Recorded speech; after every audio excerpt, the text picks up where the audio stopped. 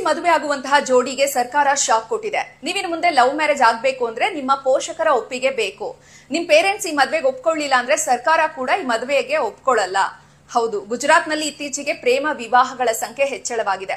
ಇದಕ್ಕೆ ಕಡಿವಾಣ ಹಾಕಬೇಕು. ನಮ್ಮ ಮಕ್ಕಳು ಮನೆ ಬಿಟ್ಟು ಹೋಗ್ತಿದ್ದಾರೆ, ಇದರಿಂದಾಗಿ ನಾವು ಮಾನಸಿಕವಾಗಿ ಖಿನ್ನತೆಗೆ ಒಳಗಾಗಿದ್ದೇವೆ ಅಂತ ಹೇಳಿ ಗುಜರಾತ್ನ ಪೋಷಕರು ಸರ್ಕಾರದ ಮೇಲೆ ಒತ್ತಡವನ್ನ ಹಾಕಿದ್ರು. ವಿಧಾನಸಭೆಯಲ್ಲಿ ಕೂಡ ಈ ವಿಚಾರ ಚರ್ಚೆಯಾಗಿದೆ. ಗುಜರಾತ್ನ ಆಡಳಿತ ಪಕ್ಷ ಬಿಜೆಪಿಯ ಜೊತೆಗೆ ವಿರೋಧ ಪಕ್ಷ ಕಾಂಗ್ರೆಸ್ನ ಕೆಲವು ಶಾಸಕರು ಕೂಡ ಇದಕ್ಕೆ ದನಿಗೂಡಿಸಿದ್ದಾರೆ. ಹೌದು, ಈ ಪ್ರೇಮ ವಿವಾಹ ನೋಂದಣಿಯಲ್ಲಿ ಹೊಸ ತಿದ್ದುಪಡಿ ತರಬೇಕು ಅಂತ ಡಿಸೈಡ್ ಮಾಡ್ಕೊಂಡಿದ್ದಾರೆ. ನೀವು ಲವ್ ಮ್ಯಾರೇಜ್ ಆಗ್ಲಿಕ್ಕೆ ಹೋದಂತಹ ಸಂದರ್ಭದಲ್ಲಿ ನಿಮ್ಮ ಪೋಷಕರಿಗೆ ಅವರು ನಿಮ್ಮ ವಿಳಾಸ, ಆಧಾರ್ ಕಾರ್ಡ್ ಎಲ್ಲವನ್ನ ಕೂಡ ಕರೆಕ್ಟ್ ಆಗಿ ಕೊಡಬೇಕು. ಹುಡುಗಿಯ ವಿಳಾಸ ಎಲ್ಲಿದೆ ಅದೇ ರಿಜಿಸ್ಟರ್ ಆಫೀಸ್ ನಲ್ಲೇ ಮದುವೆ ಆಗ್ಬೇಕು. ನಿಮ್ಮ ಮನೆಗೆ ಅವರು ನೋಟಿಫಿಕೇಶನ್ ನ ಕಳಿಸ್ತಾರೆ.